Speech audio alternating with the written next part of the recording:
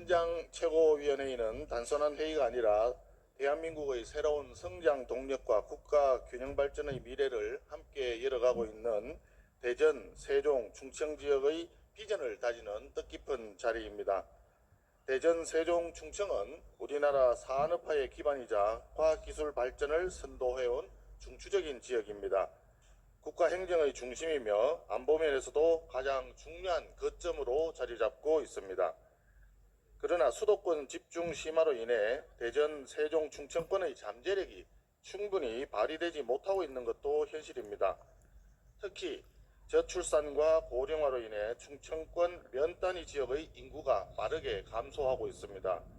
이미 인구 2,000명 이하로 줄어든 곳만 42곳에 달합니다. 인구 감소와 청년층 유출은 곧 지역 성장 동력의 소멸로 직행됩니다. 그 어떤 문제보다 시급히 해결해야 할 과제입니다. 대전, 세종, 충청의 새로운 성장을 위해서 나노 반도체 국가산업단지 조성을 통해 과학기술 중심의 새로운 성장 동력과 일자리를 만들어낼 수 있는 튼튼한 기반을 구축해야 합니다. 우리 국민의힘은 이러한 지역 현안들이 국회에서 진지하게 논의되고 실질적인 성과로 이어질 수 있도록 최선을 다하겠다는 말씀을 드립니다. 오늘 더불어민주당이 본회의에서 강행하려고 하는 정부 조직 개편의 문제점은 다분히 감정적인 분풀이 보복성 개편이라는 점입니다. 검찰, 기재부, 이진숙 방통위원장 등에 대한 정오와 복수심에 기반을 둔 졸속적인 조직 개악입니다. 몇 가지 문제점에 대해서 말씀드리겠습니다. 첫째, 서민과 약자들을 괴롭히는 민생범죄 수사재판이 한없이 지연될 것입니다. 수사와 기소를 나눈다는 원론적인 이야기만 있지 중수청과 공소청이 구체적으로 어떻게 역할 분담을 하게 될 것인지 지금 아무도 알 수가 없습니다. 앞으로 현장에서 중수청과 공소청의 업무 핑퐁을 초래하며 재판 지연이 일상화되면서 범죄 피해자인 국민들에 대한 2차 가해마저 우려됩니다. 둘째, 대통령과 집권 세력 입맛에 맞는 정치적 포퓰리즘 예산 편성이 난무하게 될 것입니다. 경제정책에서 예산 기능만 똑 떼어내서 총리실 산하에 기획 예산처를 둔다는 것은 정부의 예산 기능을 약화시켜서 집권 여당 마음대로 예산권을 휘두르겠다라고는 의도라고 보여집니다. 셋째, 이진숙 방통위원장 한 사람을 내쫓기 위해서 방통위 조직을 없앴다가 똑같은 조직을 이름을 바꿔서 새로 설치한다는 것은 만행입니다. 그동안 위인 설관이라는 말은 많이 들어봤지만 위인 폐관은 사상 초유입니다.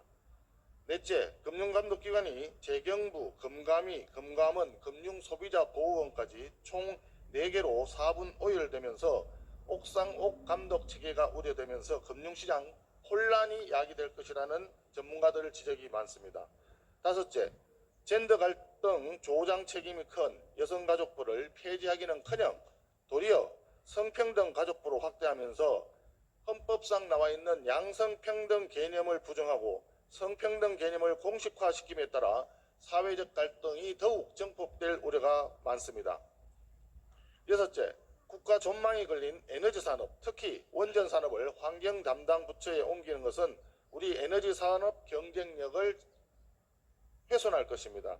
이러한 졸속 개편에 따른 피해는 결국 국민에게 돌아갈 것이며 국가 경쟁력도 심하게 훼손될 것입니다.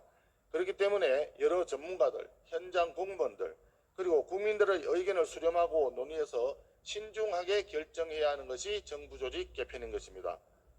더불어민주당은 정부조직 개편에 대한 야당의 건전한 비판을 발목 잡기라고 비난할 자격조차 없습니다.